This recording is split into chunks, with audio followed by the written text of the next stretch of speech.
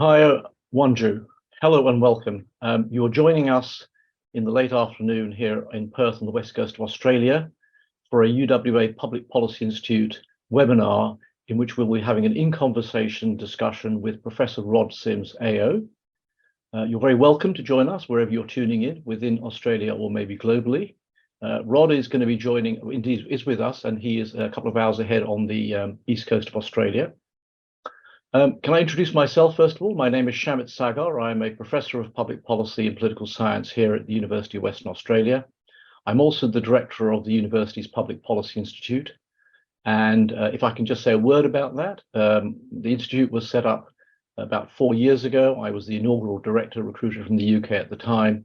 And for those of you interested in the world of university-based think tanks, academic think tanks, it is indeed part and parcel of a much larger pattern we've seen in research-intensive universities right across the world, in which there's been a premium placed upon the fruits of our very intensive research output being placed more swiftly and in a timely way in the hands of decision makers in government, in business and elsewhere. So our institute very much is committed to that mission. And if you want to learn more, please take a look at our website. Now, you join us in the late afternoon on a beautiful autumn day here. It is our custom at UWA to begin with an acknowledgement of country, if I will. We acknowledge here that the past and present traditional owners of the land on which we're meeting, the Noongar people, are the true owners and custodians of this land. And as a result, we naturally pay our respect to their leaders, past, present, and emerging. Thank you.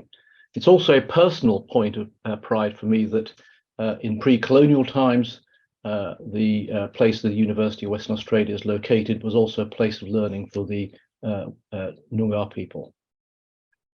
Now, we're dealing this afternoon in an in-conversation series.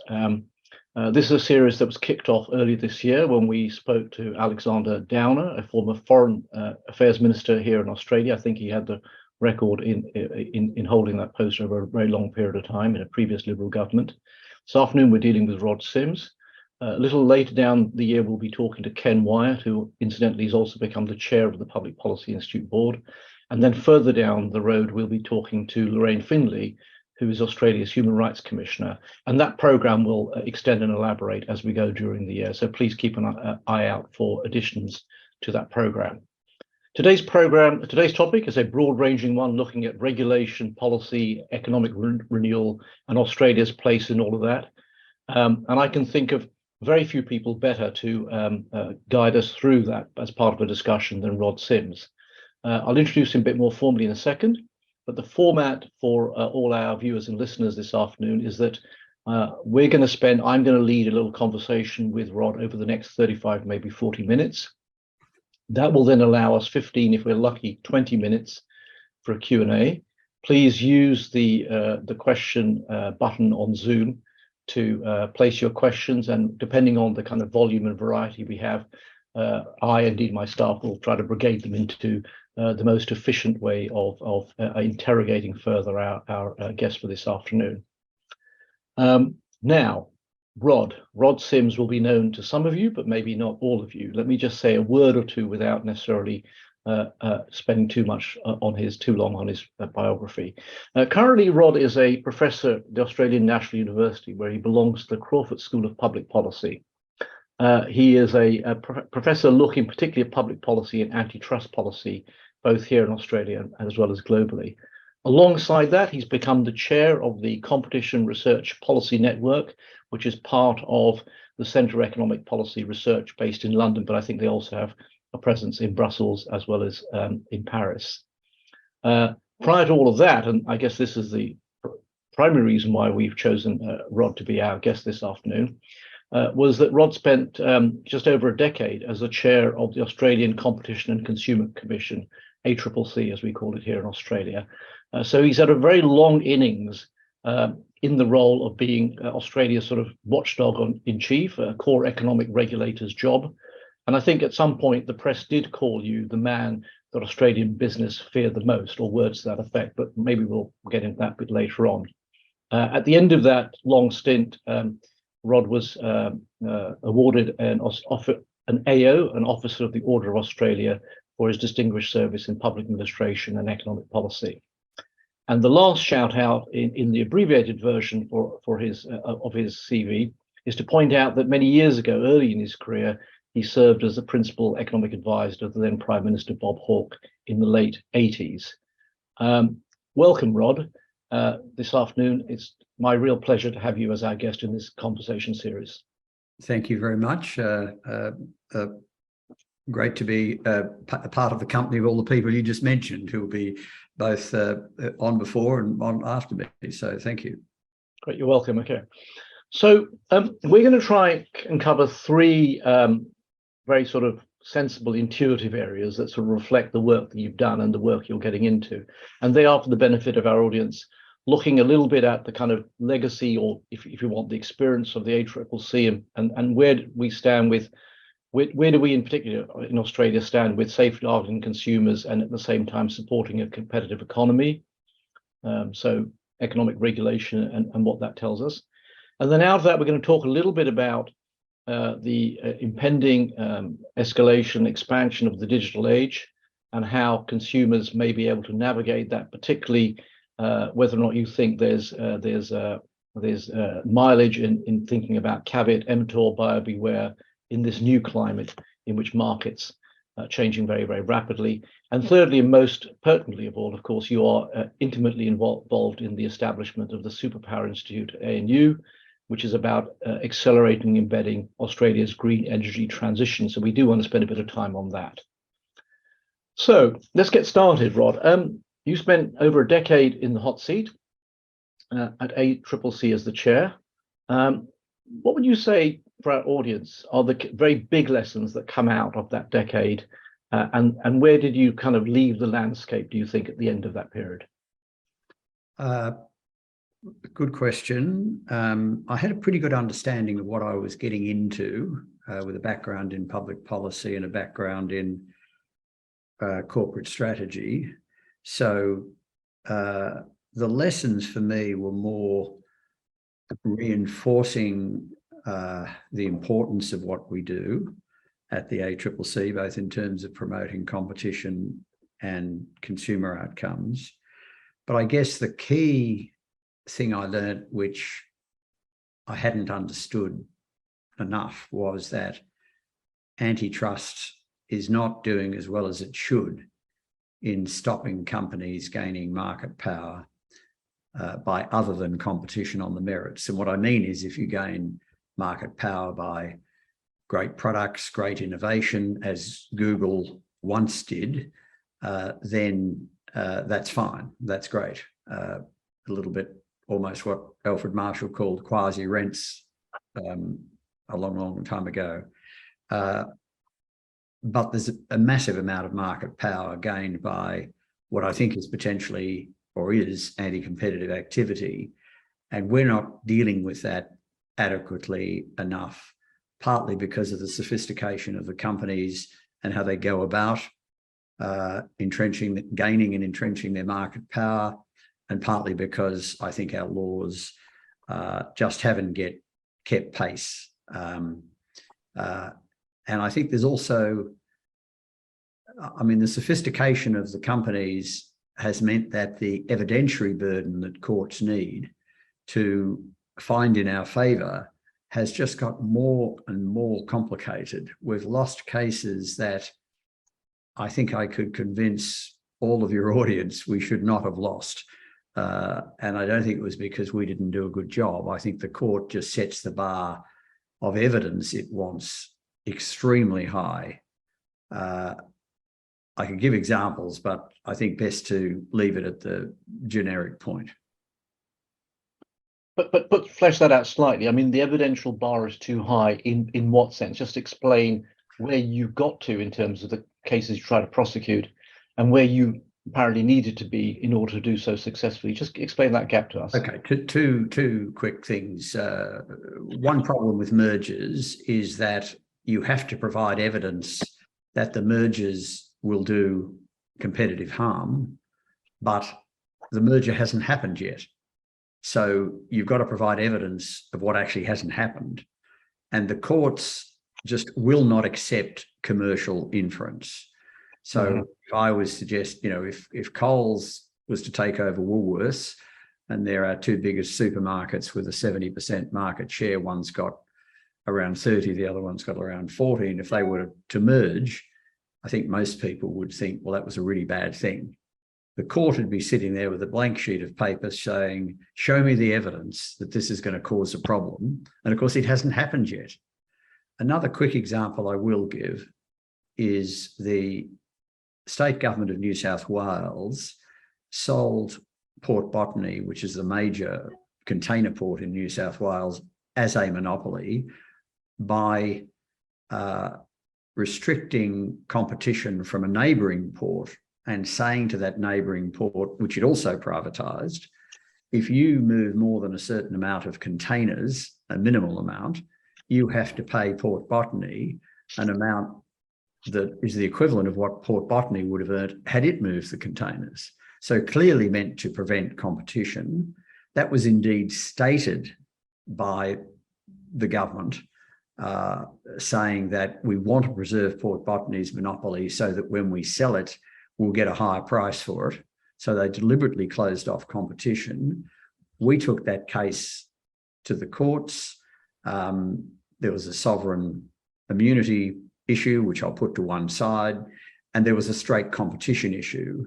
We lost the competition issue because the court wasn't convinced that a port at Newcastle would be profitable, even though the owners of that port had spent $30 million wanting to move containers, even though it's the largest coal container port in the world, and it knows coal is disappearing from exports. So it had every incentive to enter containers. It had spent $30 million. It was adamant it wanted to do it. But the defence obscured the issue to the point where the court said, well, I'm not convinced it will be profitable. Now, my view is, why is the court bothering to do that? The competitive process was clearly interfered with. Obviously, the company had spent $30 million, but yes, there was probably more money to spend. But what is the evidence the court needs? And we just find this again and again. The court, let me put it this way, Shamit, the court is trying to find, in the case of a merger, that the law has been broken, as distinct from the ACCC having an approval right of saying, is this merger in Australia's economic interest? So you're actually got to prove wrongdoing, and that's really hard when the merger hasn't happened. So we're really in an awful spot. We're not alone. This is an issue. These issues are occurring in different ways to different dimensions all around the world. I think it's fair to say there's a very large number of people who think antitrust has lost its way and we've got to reorientate it. Okay. As bad in Australia as elsewhere, but pretty bad. Okay. No, very well explained. I dare say we'll come to that again in our conversation. It's fascinating to hear that. But it kind of nicely leads to my sort of next question, which has to do with the fact that the ACCC is out there now, for better or for worse. And I don't want you to comment on, current sort of management and leadership. I'm more interested in what you think those kind of big regulatory stroke legislative gaps are. I mean, if there was, so without commenting on detail, but, is there a kind of regulatory reform agenda that this government, a future government, whoever puts their mind to it, could begin to prosecute in order to make, as you're clearly arguing, an ACCC function much more in the interests of, well, I mean, I guess it's a public interest as a broad point, but the interest of the Australian economy, because you're saying it's all got lost in terms of, proving wrongdoing. So if you see the point I'm trying to make. Okay? What's the agenda here for reform? There is a clear agenda, and it would make for a wonderful microeconomic reform agenda. And there's already good elements of that agenda out there in the public debate. It's just about time we got on to implementing them. So we do need to reform our merger processes exactly as the current chair of the ACCC is advocating. I proposed some merger changes 18 months ago. The ACCC and the Treasury have consulted on those. And now the ACCC is proposing an amended version of those changes, which I'm very comfortable with. So that's there. It would mean that the ACCC was the first instance decision maker. It would mean you can't just merge, you have to get the ACCC's approval, whereas now you don't. and it would mean there's some presumption that if you have substantial market power, that extra mergers have got to show more than otherwise, that they won't entrench, increase, or expand the market power that the players already got. So that's there. I think, secondly, an unfair practices provision would be very helpful. That provision is there in the UK, Europe, and America. We're the outlier. For example, if a farmer had a perishable product, agreed a price before they shipped it off, and then the person receiving it said, no, I don't like this. I'll only accept it if you give me a lower price. That's not against consumer law. It's not against competition law. You might argue there's a breach of contract, but that's one hell of a thing for a farmer to prove against a big processor. There's many such examples like that. I mean, we get a lot of large retailers who, be it groceries, clothing, various accessories, there's always 2 or 3 players that dominate, and they do dreadful things to some of their suppliers. For example, give me your complete source of inputs, tell me how much you're paying for them. Lo and behold, the product is copied. So that unfair practices provision would, I think, help smaller businesses and help a more dynamic economy. We'll come to digital platforms, where I think there's further changes. I think another change, and I'll finish with this one, is if there's going to be privatisation, it should be a requirement that the ACCC gets to form a view on whether this is going to damage competition or damage the interests of users, and that view should be made public before the privatisation occurs. I think that would greatly avoid privatisation being used, as it is often, if not always now, as a form of taxation. That is, you restrict competition or you don't regulate the monopoly, so you sell it for a very high price, which the Financial Review puts on the front page saying, isn't this fantastic? Who'd have thought they'd have got that much? Users are paying forever, and that's why we in Australia have got high-cost infrastructure. Okay, a lot of complex points. Now, before we move on, I just want to ask a sort of simple to the point question. You can comment on the detail if you want, but just, I mean, you saw a lot of things in your time. You saw a lot of, I guess, exploitative behaviour, as well as, it sounds like conspiracies to exploit, never mind the actuality. What was the worst that you saw? I mean, either in sector or example. I don't need you to name names or name firms, but how conniving did this become, in your experience? I'm happy to name names. That's okay. Fine, Shamit. Sure.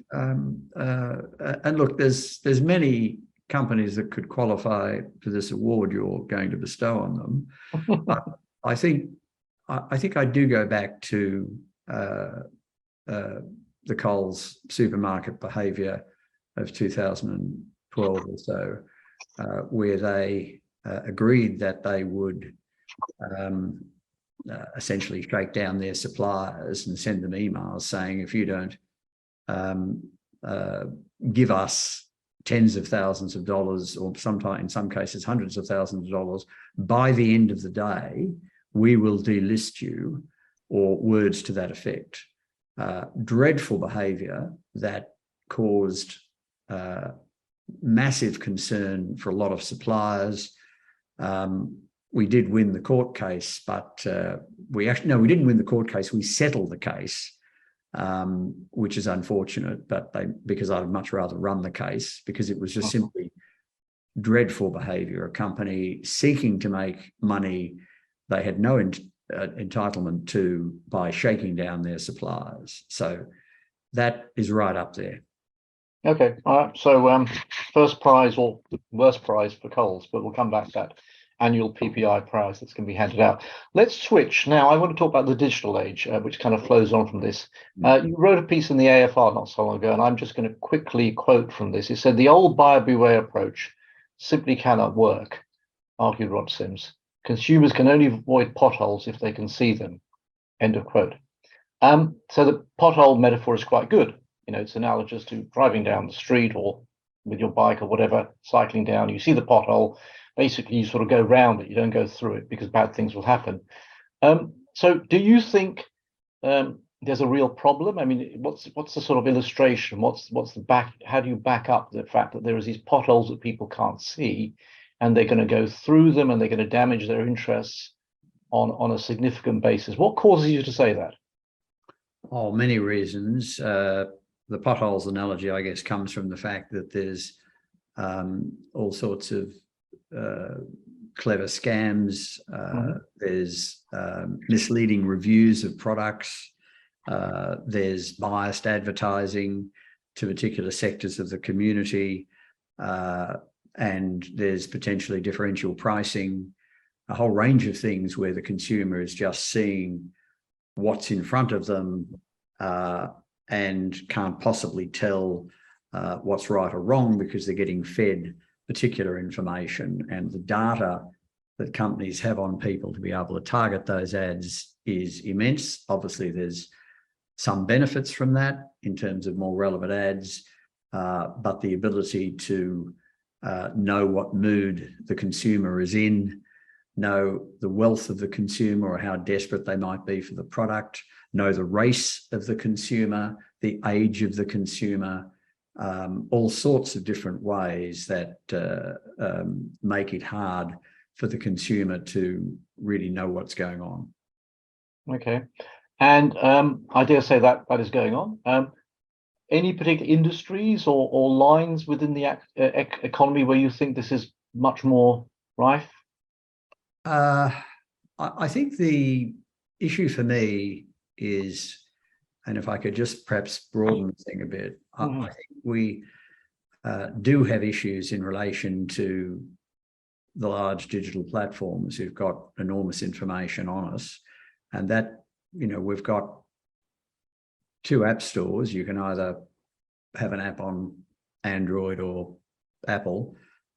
We've got one dominant search company that in Google with 95% search that happens to have a $12 billion agreement with Apple that Google would be prioritized on Safari. You've got Google's complete control of the ad tech, so with a lot of self-preferencing and a lot of other sort of anti-competitive behavior.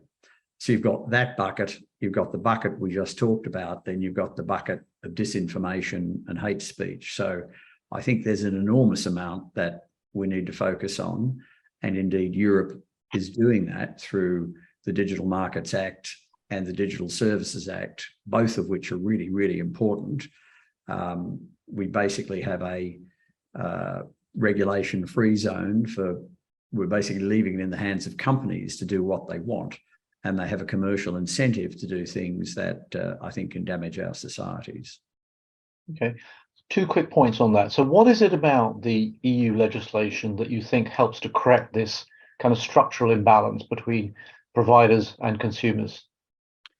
Two things, because there's two acts and they both need to be understood. The Digital Markets Act basically looks at behaviour that the European Commission has found in a particular case to be anti-competitive and then generalises it and says, don't do this.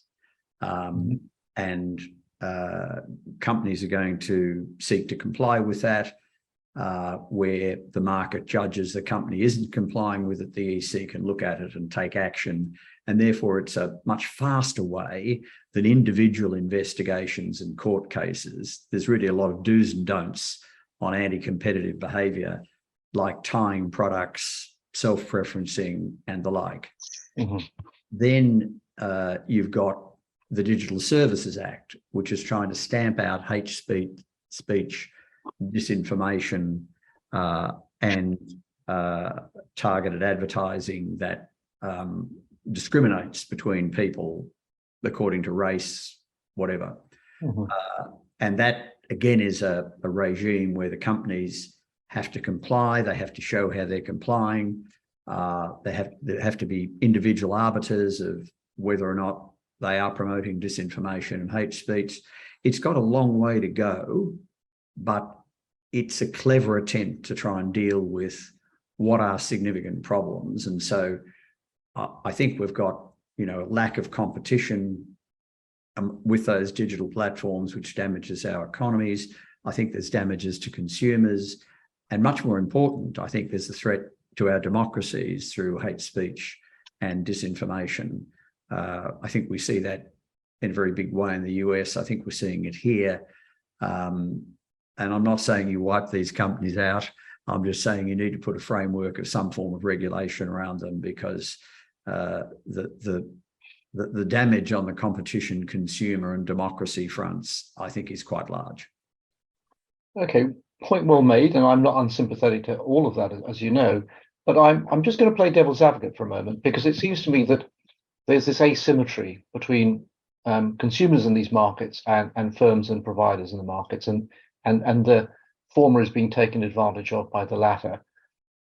But that possibility, that risk, has always been around for a long time. In the pre-digital age, we would have said the role of firms is, well, even now you say it's to be innovative, to use information about their potential market, to disaggregate between older, younger consumers, black consumers, white consumers, rural, urban. People want different things based upon either who they are or where they are in their circumstances. So it's not unreasonable for them to design, manufacture and distribute products and services on that kind of basis. Is this something, are you talking about the scale of what's taking place now in the digital age, or something different? I think both. The scale, clearly, because you can get disinformation spread to your neighbour over the back fence. Yeah. But of course, it's different. The scale is different with the digital platforms, but also if the person spreading it is known to be within the community as a bit of an idiot, well, you'll downgrade it. But it's harder to do that when you're online getting information for what you think is trusted sources, and the algorithms are continually working out what you like and sending it to you. And people can take, there's people sitting there trying to work out what you like and put disinformation under that. And so you can leverage that out, and it causes enormous problems. I think with consumers, because it's coming to them over the internet, because that's what's being advertised, they're not in a store. It's just that little bit harder to pick the potholes.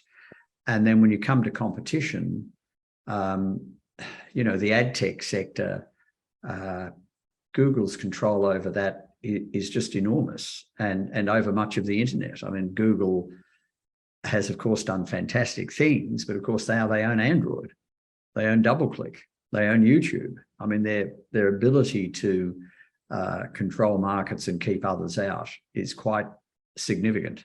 So I think you're right. It's scale, but it's also different. Okay. All right. Thank you for that. Now, in terms of responding to this, I want to get this balance. Or get your sense of the balance, rather. Should we, in what ways should we be trying to help, support, empower consumers? You're saying that they don't have all the information in front of them. I can see that point, and it's overwhelming. We only see what they see. Are there ways in which we can make them operate better on the basis of that information, make them more sophisticated? I say that with, one thought back in the past. Years ago, when I was a financial regulator, we sat around the board table at the Financial Services Authority and said, aha, the solution to this complex world is a series of comparative information sites that we would sponsor. We would do the research, and we'd publish these online and tell people about, how to go about the best purchase for their pet insurance or car insurance or what have you. So we're empowering the consumer. Just to finish the story, we then discovered the people who are using these comparative information sites were the ones who were already quite well equipped to navigate the market. In other words, the ones who were more likely to be exploited were not going to be using this stuff. So empowering consumers versus over here, restrictions upon what firms can do. These ultimately restrictions. I'm a shareholder of a firm. I want the firm to maximize profit within the law, but the firm's management might take shortcuts, might get up to mischief, as it were, in the name of maximizing shareholder value. So it's restricting what firms can do. Where's the balance in all of this for you? Oh, I have no problem at all in restricting what firms can do when it harms society. No problems at all. They have no right to damage our society through factors of production that they control. So that's an easy hurdle for me to jump. And I think they have to have a much greater responsibility, which can be done in all sorts of ways, to prevent scams, to have some greater responsibility to take them down, to prevent fake reviews, to prevent disinformation. And I think all that can be done. I think the way the Europeans and the UK are dealing with the competition issues is a good way to deal with that. But their incentive is to keep you on the platform so they can advertise to you and get more data from you. Mm-hmm. And the way they do that is to give you information that you like, and that's what's getting taken advantage of. Their interest in stopping fake reviews only goes so far. Their interest in dealing with scams only goes so far. I mean, there's no penalty on them at the moment when scams come across their website or when fake reviews come across their website. There's no penalty. So I think if you can get a regime that puts the onus on them to do more with financial sanctions, I mean, by definition, they're going to do more than they're doing now. I mean, leaving them to decide what's the social optimal amount of scam prevention and fake review prevention, I think is frankly bordering on absurd. I mean, why should you leave a private company which has incentives to go the other way or not necessarily the other way, but doesn't have the incentive society has to stop these things? Why simply leave it to them to do it? I mean, to me, that just makes no sense. And we've got to catch up. And the sort of regulation I'm talking about is one where they have that responsibility. They have to report on what they're doing. There's targeted auditing of what they're doing, and there's penalties if they're caught out. That's an easy first step to me. Right. Yeah. Sanctions and penalties all the way up to individual office holders in executives of firms, to be clear. Oh, well, or not? Look, my main goal usually is to penalise the company. Okay. And to do it, now in Australia, we've got very sizable consumer law penalties, probably the largest in the world. It's $50 million per breach. So I think it won't take too long to get those penalties to a large degree. But where you find individuals complicit, yes, you can go after them as well. But these regimes I'm talking about, if they're not working, you just tighten the rules. So not only is there a financial penalty, you see, that's what's happened in Europe with the Digital Markets Act. They've taken numerous companies to court. They've fined companies billions of dollars, and it hasn't actually made any difference. So they're now saying, just don't do this. And of course, if you do what you're being told not to do, the penalties are large and you can be in contempt of court, and this thing spins out of control. So prohibited activities is just to be clear about this. Absolutely. You're not information prohibition. Absolutely. Okay, no, it's really important just to sort of, work this through so viewers and listeners are clear about the logic of where the argument goes. Quickly on this, I mean, you were instrumental, sorry, not on this, on a related point, in the news media bargaining code, which was about making sure the tech platforms, appropriately compensate, if that's the right word, online publishers for their content. I think $200 million has been quoted that sort of changed hands. AI is going to be more of the same? Say a little bit about. Oh, I think so. I mean, the News Media Bargaining Code sees more than $200 million per annum go from Google and Facebook to the news media businesses, and virtually all of them qualified and are receiving money. AI, yes, is going to do the same, is going to be the same issue, only more so. I mean, at the moment, if you go on a search and you want to search for COVID, you'll inevitably get links to news media articles, and you can sometimes click through to those. Not always. Sometimes Google is doing that without referencing the article they got it from, but usually they do. AI won't do that. AI will just scrape everything it can see. If it's a story about COVID, they are going to get a fair bit of the information off news media, but I think on many topics, they'll get information off news media. They'll also get information off authors without quoting the author. So Shamit, you could be writing something excellent on AI. Someone asks a question on AI and your views get grabbed and put in this article and you don't get referenced. Copyright. So I think there's all sorts of, where this is just starting in many ways, but I think we do need to think carefully. Clearly the copyright issue is going to arise. You can just see that walking down the path. But I think the media companies will also want to be compensated for the use of their content. Difficult issues, but I think unavoidable issues. Okay, no, it's important to include that. Now, look, time is starting to slip by. There's a third important pillar to our conversation. It's what you're doing right now, and taking up, no doubt, a large slice of your time. So there is, just to fill people in, a new Superpower Institute that was launched, I think, the week before last. You're chairing that, and it is all about, I guess, energy transition here in Australia and how that can actually sort of happen. I think the key thing was that you drew attention to the fact that in the past you were concerned, and this is a great thing, of course, for Australia and other countries are seeking to go down this path, but you were drawing attention to the fact that in Australia there's a tendency to be an early follower rather than a pioneer, and this was what was most concerning you. Could you just expand on that for a second for our audience? Yes, just quickly, it's not an ANU initiative, it's a separate institute unrelated to any university. You can remove emissions from our economy or get down to net zero emissions with renewable energy, with green hydrogen, and with biomass that can give you the carbon that you need on a sustainable basis when you need it. You can basically replace everything. You can turn iron ore into steel, completely zero emission. You can create transport fuels, you can create chemicals and plastics. Australia, but you need plentiful, an enormous amount of renewable energy. Australia's got the best combination of wind and solar resources in the world. You need a lot of biomass, we've got that. You need the basic metals, we've got those. You need the energy transition metals like lithium, we've got that.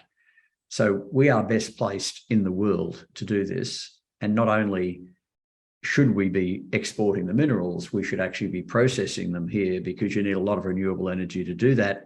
You need some green hydrogen to do that. So my point is, if we move quickly, we can be an enormous winner from the move to net zero emissions. We can also reduce the world's emissions by around 8%. I mean, we're responsible for 1%. We can add another 7% by doing things in Australia that other countries can't do in their countries, because they don't have the renewable energy, they don't have the biomass capacity that we have to turn the ores into minerals. So it's just a fantastic opportunity for Australia. So that's really what we're trying to focus on and bring that to people's attention and help remove the bottlenecks to that happening. No, it's a very laudable exercise, without doubt. But in terms of mapping out the scale of this, I mean, I think you were quoted saying it kind of compares with the economic reforms of Hawke Keating and the sort of China exports boom of the 2000s. I mean, that's an awful lot of Australian dollars by any stretch of the imagination. Give us a sense of the kind of scale of what's involved here. You mentioned the 1% into, I think, 7 or 8% a moment ago. Yeah, so Australia benefited enormously from the China resources boom. That took about 5 to 6% of investment, 5 or 6% of our GDP as investment going into the mining industry to support meet the demand from China for minerals. We need to be spending that 5% a year of GDP on investment in the climate transition economy for probably a decade or two. I mean, it's an enormous amount of investment that's needed. And therefore that boom, that push that Australia got from the China resources boom should be something that's sustainable rather than transitory. And in Australia, we have a history of boom and bust, where you get a resources boom because we don't actually tax the mining and petroleum rents in any effective way. That pushes up the exchange rate, which wipes out a lot of other businesses. So when the mineral resource prices come off, we don't have as many companies to keep us going. But there's no reason for this to be boom or bust. If this is going to work, it's going to be with us for a couple of decades and can be, I think, a source of permanent advantage. So the combination of having we're 5% of the world's land mass. If we can't, with all our wind and solar resources and our mineral resources, contribute about 8% to reducing emissions, then, well, we should. It shouldn't be too much of a stretch. Okay. And I suspect there may be, I'm just reading between the lines, there may be a sort of cultural aspect that afflicts business. I think there was a quotation I read, or maybe it was a write-up about what you're talking about, to do with the fact that no ASX company particularly thought it was going to be the next Kodak or EMI. They were kind of very content in what they're doing. They didn't quite see, or they chose not to see, that companies come and go and their core businesses come and go. That sounds cultural. That sounds like a sort of shared wisdom or lack of wisdom around boardroom tables. Is there a bit of that in all of this, do you think? I'm not sure, to be honest. Keep in mind, I think the major contribution needs to come from our energy, mining and agriculture sectors, which are actually very innovative, mining in particular. Whether they have the incentive to get involved in, I mean, they get a huge return on equity by exporting ore. They'll get a much lower return by processing it. Still a good return on your cost of capital, but just what their interest will be, I don't know. But we've certainly got the capability in all the areas where you need it. The size of the opportunity and the investment required, however, is huge. And so, there could well be a reluctance to embrace it fully.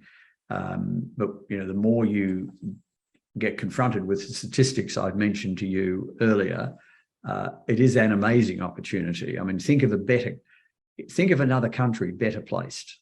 I don't think you will. Okay, right. That sounds like an invitation. I think we will look at that in more detail later on, I think, as part of our work. Look, I'm going to get to question second. I've got one more thing to ask you, and it crops up from a quotation, I think, that we found somewhere, I think, along the lines, and Rod Sims said, for the benefit of viewers, I've never been political in the sense that my interest is in public policy outcomes. I think more or less speaks for itself. And I guess it makes me think personally about whether or not that's a kind of unique position, or is it reflective of something wider? And that wider might be regulators, either by temperament or by discipline, having to stand apart from politics, party politics and ideology and so on. Just expand on that observation about yourself being not in politics, but into policy outcomes. Yes, it's a good question. So I've always been interested in public policy. I was head of the ACCC for 11 years, as you say, but before that I had a long role in public policy. So, I mean, to me, those involved in public policy are trying to come up with the ideas, convince politicians that they're good ideas, not just once, but if that fails, try again and try again and try again. Obviously, once you can't convince the politician, well, then that's fine. That's their right. The politicians are there to road test it against the politics of the situation. I think a good advisor has an eye to the politics and says, look, I just don't think the politics are as bad as you think. I mean, it's their job, but you're the advisor to them. I think good public policy advisors have got to have an eye to politics. They've got to read widely on political commentary. Otherwise, they'll be naive and their advice won't land. But ultimately, they're not the politician who's making the decision who has to wear it. And that separation, I think, is quite helpful. I have always loved ideas and public policy. And so I want to play in the ideas in public policy rather than putting myself forward to win votes, which I'd probably not be very good at. Okay, all right. It's good to know one's limitations, and good to know someone who's good at gathering votes, even if one can't oneself. As many people are. Yeah, it's maybe temperamental. Okay. Look, Rod, that's been fascinating. I'm going to now switch gear and take some of the questions that have been queuing up, and we'll try and see if we can do them sort of rapid fire in no particular order. So my colleague and friend Farad Fozdar is asking a question, and it's best if I kind of read it out. I think it speaks for itself. So he's asking, what more can be done to set reasonable warranty expectations under Australian consumer law so that individual consumers are not forced to negotiate with large corporations? And I think he's thinking particularly about new technologies such as electric vehicles and home batteries. Can we do anything in Australian consumer law to help solve that problem? Oh, yes, we can. And look, I didn't prompt the question, but I love the question. Yes, we can. At the moment, we have consumer guarantees that a consumer has a right to repair, replacement, or refund if a good doesn't meet what it should meet. It's a consumer right, and the ACCC has no power to enforce it, except if the consumer walks up to the supplier and the supplier says, no, you've got no rights. Then you've misled the consumer, which is the essence of consumer law. I think the law needs to be changed so that those consumer guarantees are legal obligations, and then if you don't meet them, the ACCC can take action irrespective of whether the supplier lies to the consumer. So it's making consumer guarantees a legal requirement, whereas now they're a consumer right. And the consumer's in a poor place to exercise that right. And as I say, the ACCC can only step in if the consumer is told in a way that can be proved in court that you don't have a right when in fact you do, which is misleading behaviour. And the essence of consumer law is misleading behaviour. Okay. So there's a law change there that needs to happen.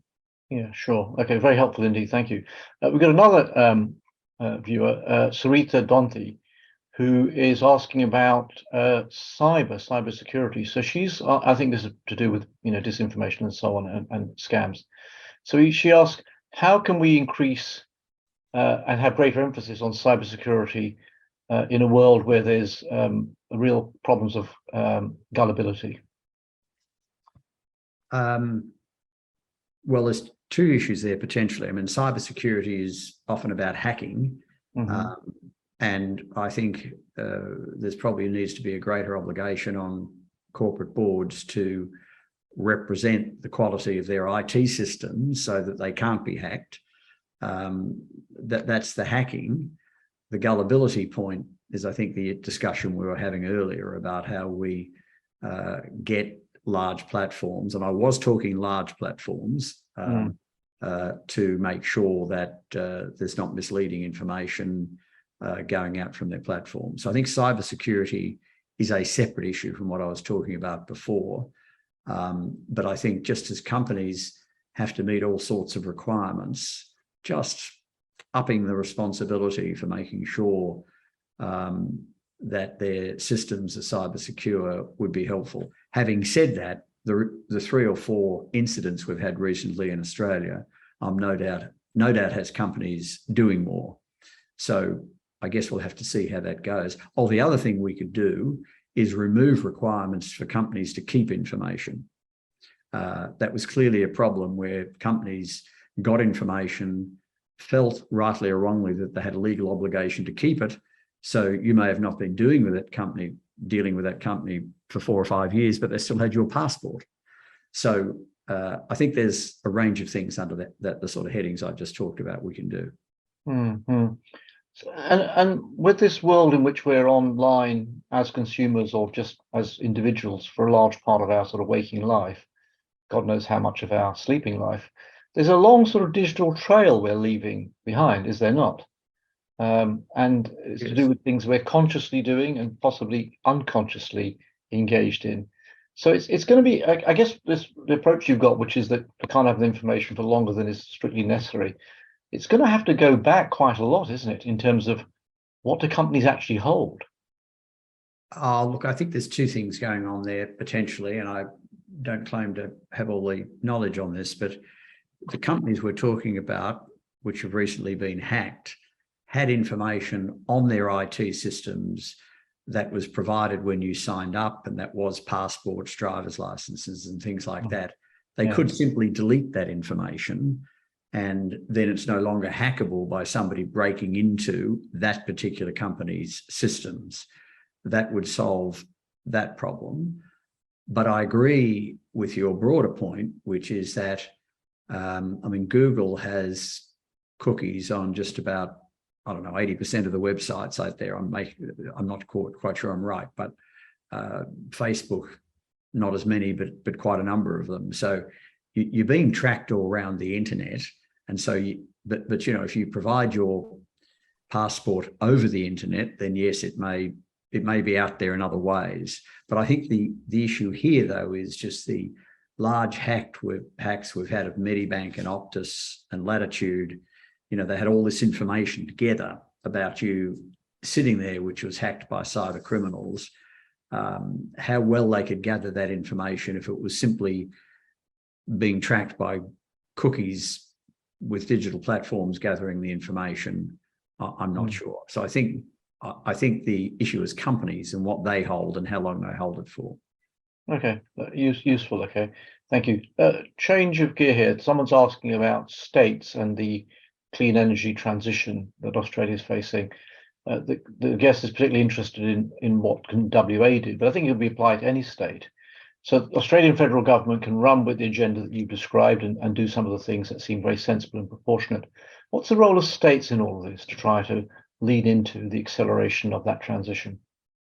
Oh, I think significant. I think the states have a big role to play. They are on the ground in many ways in different states. I mean, when the federal government wasn't doing much on climate change, all the states, of course, came up with their own policies. And so you've got different state policies in relation to what used to be called the national energy market. So there's a lot they can do. I mean, South Australia is funding, has funded a large battery. It's funded a large electrolyser to produce green hydrogen, which may well be the largest green hydrogen producer in the world when it comes on stream. And they've got the ability to, they're seeking to locate that near some magnetite iron ore, and they'll be encouraging green steel production. So I think both the Commonwealth and the states have very big roles here. Thank you. We're heading towards the end, I think. There was one question that cropped up here. I just want to give me a second. I'm just going to find it a moment ago. And Tim Diamond earlier in our conversation was saying that the ACCC puts competition before consumers, his statement. So he's saying, can the Commission benefit consumers without trying to implement competitive arrangements which are unreliable in practice? Oh, I think I have to reject the premise of the question. Okay. The ACCC takes more cases that are consumer than it does competition. The average size of the company the ACCC takes on consumer matters is larger than the average size of the competition cases. The ACCC has been doing a lot of work on scams, working with banks, working with telcos to prevent those scams. So the ACCC does a lot. I think the Law Council community that deals with this would almost argue we're doing more on the consumer side than we are on the competition side. So I'm just not sure where the scope of that question comes from. Having said, I mean, I take the point that just because you're promoting competition doesn't mean you're looking after the interests of consumers. I mean, I get that. Mm-hmm. That's why we implement consumer law as well as competition law. That's why we're the regulator of, not we, the ACCC, 11 years of habit to get out of, is the regulator of telecommunications, does a lot of work on energy and gas markets, digital platforms markets. That's all directed at consumers. I mean, yes, a lot more it could do. I think the ACCC has probably got the biggest remit of any regulator in the world. So definitely more they could do, but I don't think it's right to say prioritises competition over consumers. Indeed, when I was there, I used to go to meetings of competition regulators and strongly put to them that they should be putting more focus on consumers. We treat consumer cases and competition cases equally, or the ACCC did, and I'm sure still does, and very few other regulators in the world do that. Okay, thank you, Rod. So one question that comes to mind, you're described as the most feared man in the imaginations of the business community at one point. So what is it that you fear? What's the scariest thing that you see out there as Australia's scariest former regulator? Oh, I think we've probably touched on some of it. The scariest things. Well, the scariest things are disinformation, hate speech over digital platforms. It's a growing concentration in the Australian economy.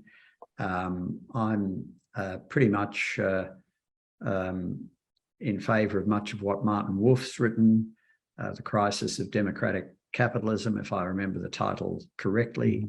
I think our democracies are under threat through inequality and disinformation. And, democracy's fragile. We think it's not, but it is.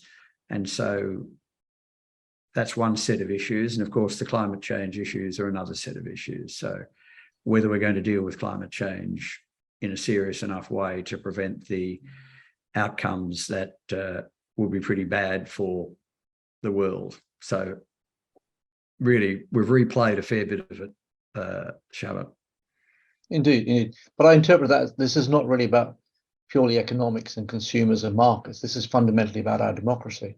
Yes. Oh, absolutely. I think, if you don't, one doesn't need to worry too much about, are we this rich or this rich? How equal are the outcomes? How entrenched is inequality?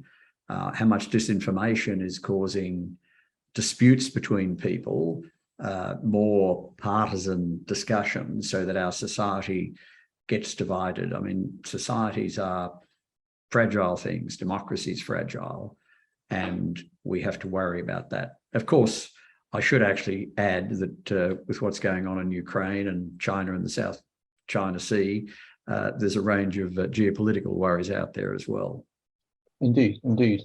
And to some extent, they may all be interlocked on the basis of the online world and the information. Oh, I think that's exactly right. I agree with that. They are interlocked.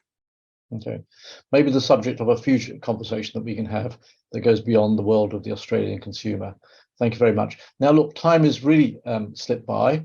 It just left for me to do a couple of things. One is to plug, well, first of all, to thank Rod for a fascinating conversation and I think explaining issues that sometimes can appear esoteric but in a very sort of user-friendly way. And I hope we've succeeded in terms of unpacking these issues. We'll know through the discussion and debate that comes up afterwards, but I'm kind of hopeful. So thank you very much for all of that, Rod.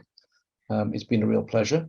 It's also now my responsibility to plug a couple of things. So on the 17th of May, if you're here in Perth at 7 a.m. in the morning and you make your way to the University Club of Western Australia, we have a Breakfast by the Bay event, which is, if I remember rightly, entitled The Albo Scorecard 1 Year On, looking at where the Labour government has got to relative to expectations, relative to where they are right now. So broad-based discussion on that. Please come along and register via our website.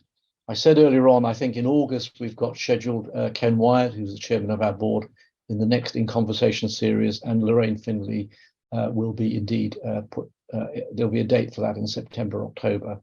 And lastly, not least of all, while I've got you in the last minute, is to plug the Institute's forthcoming report entitled Indian Ocean Futures. We'll be launching that next month, both here in Perth, but also in KL in Malaysia. And it's looking at economic, environmental, and non-traditional security aspects of connectivity across the Indian Ocean, particularly with regard to opportunities that Australia faces and how to navigate those. So look out for that report, Indian Ocean Futures, and we'll no doubt publicise that in due course. I think I've landed this just with 30 seconds to go. Thank you very much, everyone, for listening and contributing in this fruitful discussion. And once again, Rod, it's been a real pleasure to talk to you this afternoon. No, I enjoyed it, Shamit. I hope the audience did as well, but it was very, very good. Thank you very much. Our pleasure. Take care. Bye-bye.